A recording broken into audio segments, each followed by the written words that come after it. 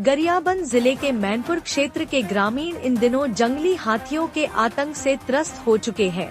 हाथियों के दल के द्वारा सैकड़ों एकड़ धान, मक्का और दलहन तिलहन की फसल को रौंदकर बुरी तरह बर्बाद किया जा चुका है और हाथी के हमले से 3 दिन पूर्व मैनपुर क्षेत्र के कोदो माली निवासी एक ग्रामीण की दर्दनाक मौत हो गई।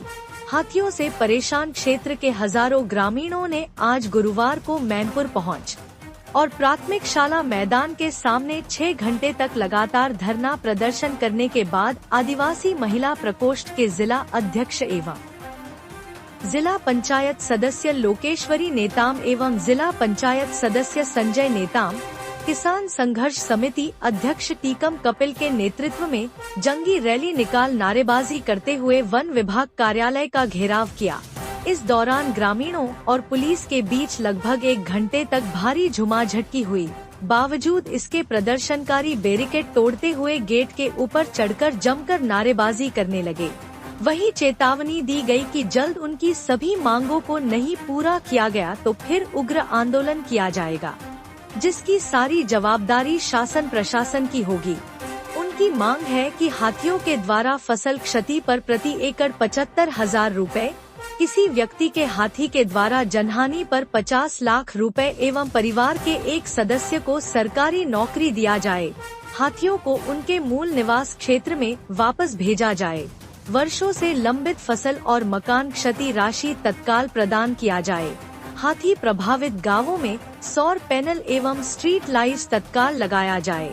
सभी हाथी प्रभावित ग्रामों के किसानों को हाई पावर टार्च उपलब्ध कराई जाए और हाथी आने से पहले वन विभाग इसकी सूचना ग्रामीणों को दे, यह मांगे प्रमुख रूप से रही।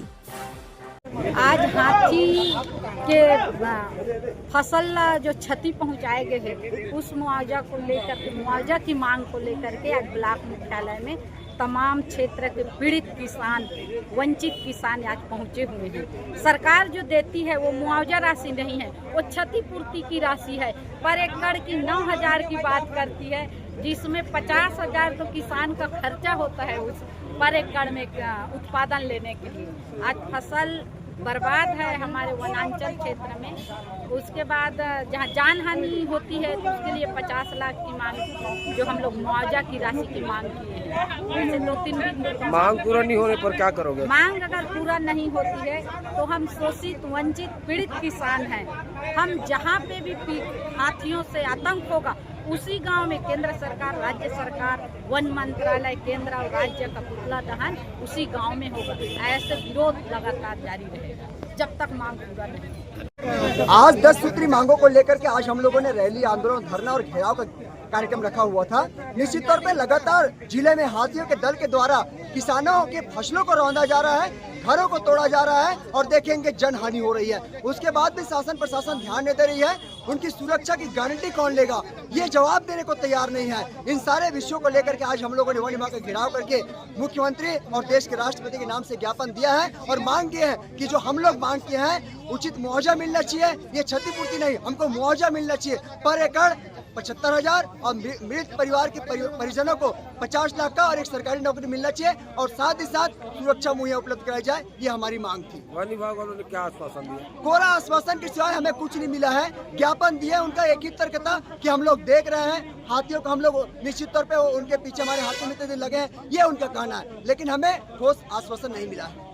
आज हम लोग ये किसान बंधु इतना त्रस्त थे ये हाथियों के भय से और उसके द्वारा फसल का जो बर्बाद किया जा रहा है। आज हाथियों की फसल की बर्बादी को हमने प्रति एकड़ 75,000 रुपया दिया जाए। अगर किसी व्यक्ति का मृत्यु होता है तो 50 लाख रुपया दिया जाए और किसी परिवार का घर उजड़ता है तो उसे 1 करोड़ रुपया दिया जाए और एक आदमी को नौकरी दिया जाए। ये हमारी सबसे प्रमुख मांग थी, जिसको लेकर हम वन विभाग का घेराव किए थे और एक उनको ज्ञापन दिए हैं। उनको कहा दिया गया है कि 15 दिवस के अंदर इसके बारे में कार्रवाई होना चाहिए, अन्यथा हम दोबारा फिर आंदोलन करेंगे। इस प्रकार ये हमारे जो किसान बंधु के जो दुखित किसान बंधु है आज अपना मनसा जंगल ऑफिस में पूरे मतलब भड़ास निकाले। जो मैनपुर के आसपास के जो किसान हैं फसल हानि का पूर्ण मुआवजा के तहत वो लोग मांग कर रहे थे, जिसमें छत्तीसगढ़ शासन का जो प्रावधान है उसके तहत मुआवजा दिया जा रहा है।